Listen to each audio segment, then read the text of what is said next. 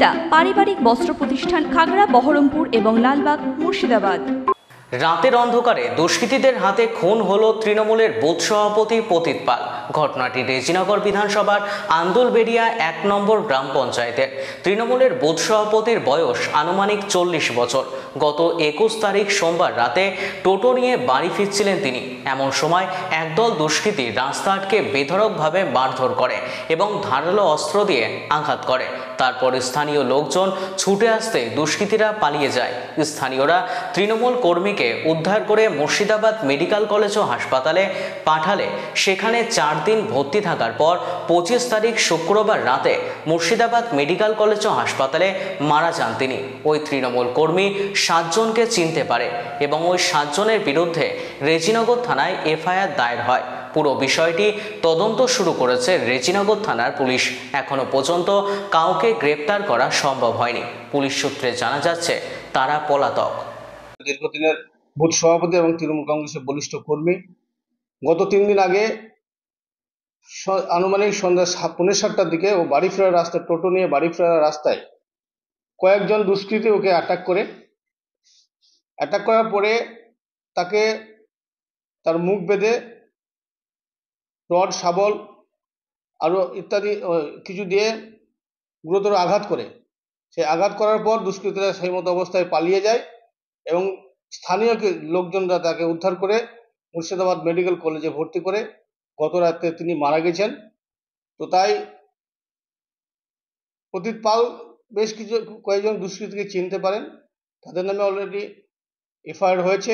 আমরা পুলিশকে বলেছি যে দ্রুত তাদেরকে গ্রেপ্তার করে দৃষ্টান্তমূলক শাস্তি যাতে হয় তার ব্যবস্থা করার জন্য বলেছি এবং প্রশাসন সে ব্যবস্থা করছে।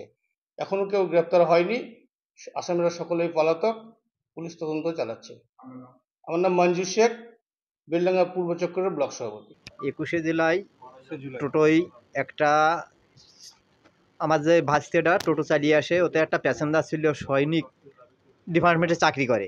সেই টোটোই আমার ভাস্তেকে মানে ঘাড়ে রিভলভার ঠেকিয়ে তুলে নিয়ে যেয়ে মুখ বেঁধে নিয়ে নৃশংসভাবে মারধর করে।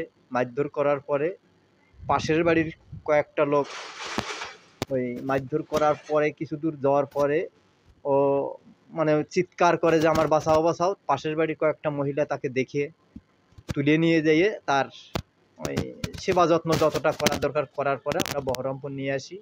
আর ওই যে ছেলেটা টোটোয় বসেছিল ওকে নাকি যারা দুষ্কৃতী তারা বলেছে যে তোর চুপচাপ বাড়ি চলে যা, অথচ সে সরকারি ডিপার্টমেন্টে চাকরি করে। গ্রাম ভোর হেঁটে যেয়ে কোথাও কাউকে না বলে চুপচাপ সে বাড়ি চলে গেছে। পরের দিন সে চাকরি করে যেখানে সেখানে চলে গেছে, কোনো লোককে সে জানায়নি।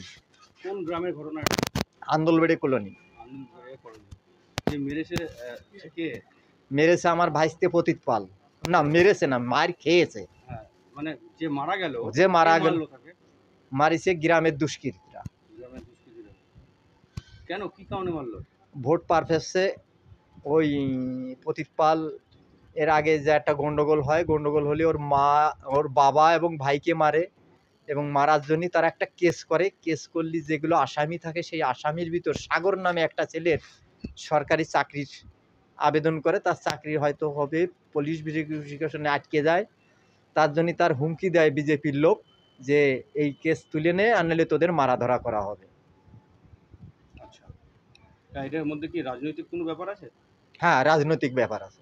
মানে রাজনৈতিক আমার গোটা অঞ্চলে কয়েকটা ভূত পেয়েছে বিজেপির, আমাদের ভূতটাও বিজেপিতে জিতে যাওয়ার জন্য তাদের জন্য সাধারণ কয়েকটা লোক যে আমরা তৃণমূল আছে আমাদের উপর বহুত ধরনের হুমকি এবং অত্যাচার করার বহুতভাবে চেষ্টা করে। আমরা মারধর খেয়েও চুপচাপ থাকি, কিন্তু এই তারিখে আমার ওই পতিত ভাই থেকে এমনভাবে নৃশংসভাবে মারিছে যে তাতে তার প্রাণে মারা গেছে। মেডিকেলের চিকিৎসা চলছিল, মেডিকেলের চিকিৎসা চলাকালীনই মারা গেছে গতকাল। পতিত পাল, বয়স ৪৩ বছর। আমার নাম চন্দ্রকান্ত বিশ্বাস। পঞ্চায়েত ভোটের সময়কার ওই ঝামেলা, ওইটা নিয়ে কেস কাচারি ছিল। ওয়েস্টার্ন আউটফিট, ফ্যান্সি চুড়িদার, শাড়িতে রকমারি রঙের সমাহার, ফ্যাশনে এসেছে আজ নতুন জোয়ার।